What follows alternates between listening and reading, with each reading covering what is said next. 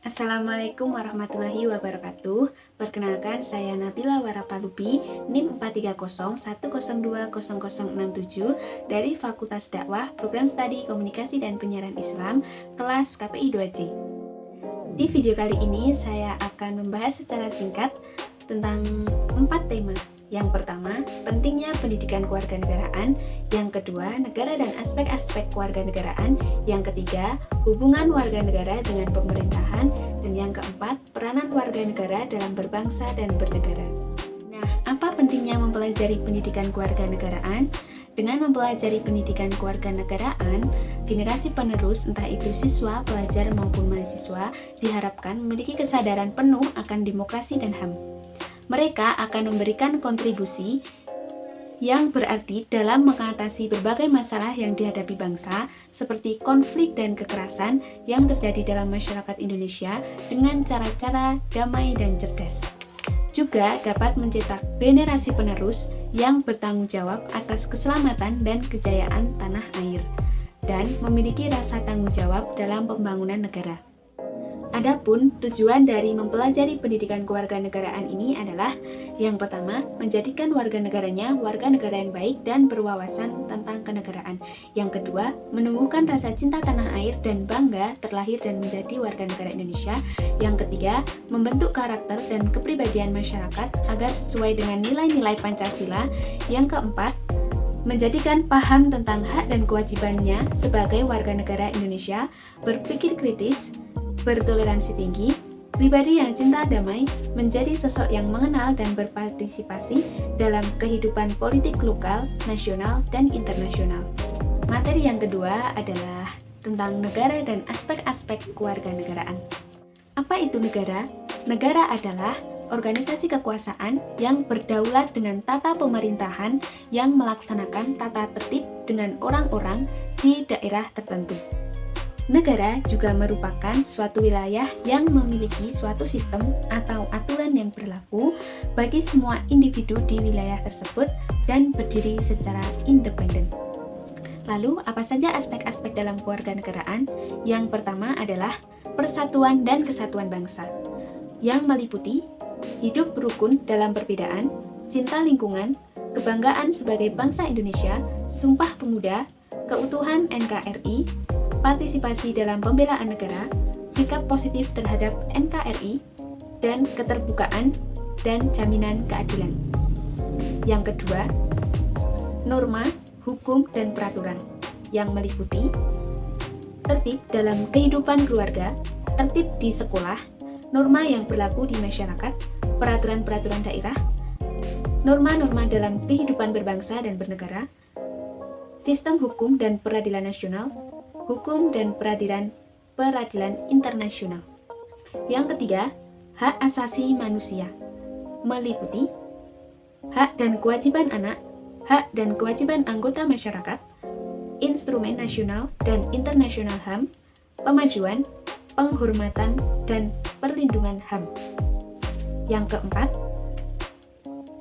kebutuhan warga negara, meliputi hidup gotong royong, harga diri sebagai warga negara dan warga masyarakat, kebebasan berorganisasi, kemerdekaan pengeluaran pendapat, menghargai keputusan bersama, prestasi diri, dan persamaan kedudukan warga negara.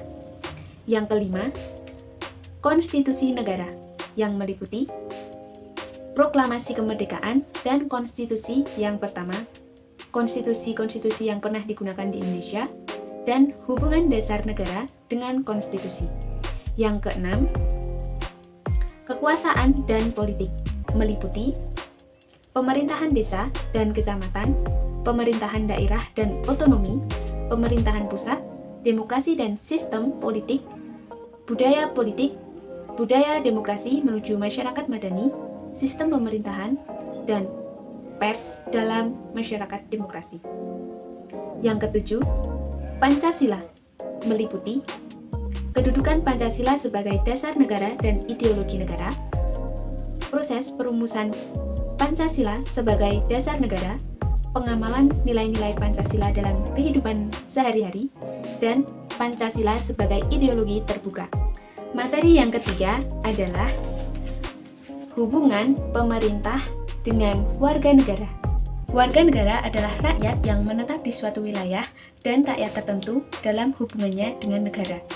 Dalam hubungan warga negara dengan negara, warga negara mempunyai kewajiban-kewajiban terhadap negara, dan sebaliknya, warga negara juga mempunyai hak-hak dan harus diberikan dan dilindungi oleh negara. Setiap warga negara merupakan penduduk suatu negara, sedangkan setiap penduduk belum tentu warga negara, karena terkadang terdapat warga asing.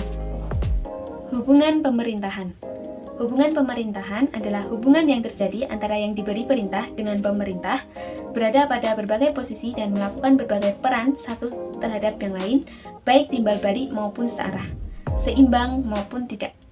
Fungsi hubungan pemerintahan adalah sebagai pengikat, penghubung, pembela, dan pembatas antara pemerintah dan yang diperintah. Tugas dan fungsi pemerintahan adalah: pemerintahan hadir karena adanya suatu komitmen bersama yang terjadi antara pemerintahan dengan rakyatnya sebagai pihak yang diperintah dalam suatu posisi dan peran, yang mana komitmen tersebut hanya dapat dipegang apabila rakyat dapat merasa bahwa pemerintah itu memang diperlukan untuk melindungi, memberdayakan, dan mensejahterakan rakyat. Materi yang keempat adalah peran warga negara dalam berbangsa dan bernegara. Peran warga negara dalam berbangsa dan bernegara. Peran sebagai wujud hubungan antara negara dan warga negara ada dua, yaitu peran kewajiban dan peran hak. Adapun peran warga negara adalah peran pasif. Peran pasif adalah peran warga negara yang berupa kepatuhan terhadap peraturan atau kebijakan politik yang ada. Yang kedua, peran aktif. Peran aktif adalah peran warga negara untuk berkontribusi serta ambil peranan dalam bernegara. Yang ketiga, peran positif. Peran positif adalah aktivitas warga negara yang dalam meminta pelayanan terhadap negara untuk memenuhi kebutuhan sesuai haknya. Yang keempat, peran negatif. Peran negatif adalah aktivitas warga negara untuk menolak campur tangan negara terhadap persoalan pribadi.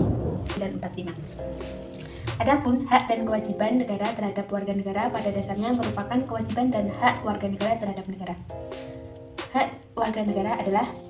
Hak dan kewajiban warga negara adalah: hak negara untuk ditaati hukum dan pemerintahan, hak negara untuk dibela, hak negara untuk menguasai bumi, air, dan kekayaan alam untuk kepentingan rakyat, kewajiban negara untuk menjamin sistem yang adil, kewajiban negara untuk menjamin sistem HAM, kewajiban negara untuk mengembangkan sistem pendidikan nasional untuk rakyat, kewajiban negara memberi jaminan sosial, dan kewajiban negara memberi kebebasan beribadah.